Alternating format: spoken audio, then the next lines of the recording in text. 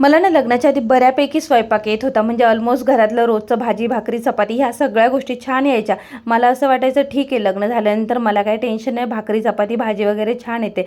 पण लग्न झाल्यानंतर मी ज्या भाज्या बनवायचे ना, बापरे, त्या एवढ्या वेगवेगळ्या काय काय बनायच्या. आणि त्याच्यानंतर घरातल्यांचे कमेंट्स. ॲक्च्युली प्रॉब्लेम असा होता की माझ्या आईकडच्या भाज्यांची पद्धत आणि इकडच्या भाज्यांची पद्धत खूपच वेगळी होती. त्या सगळ्यातून कुठे थोडी पुढे येते नाही कुठे, तर मुलं झाली आणि मुलं झाली ना, तर त्यांच्यासाठी अजून वेगवेगळं काय काय ट्राय करावं लागतं. आज मी फर्स्ट टाइम पालक पराठा ट्राय करत होते आणि मला माहिती होतं माझी मुलं फक्त पालकचा पराठा खाणार नाहीत. मग त्याच्यामध्ये ना मी 2 बटाटे पण टाकले उकडलेले.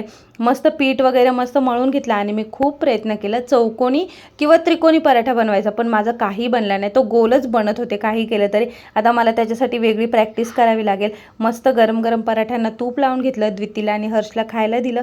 हर्षला तर काय आवडलं नाही, पण द्वितीला खूप आवडलं आणि तिला आवडलं म्हणून माझ्या चेहऱ्यावरची खुशी तुम्ही बघू शकता.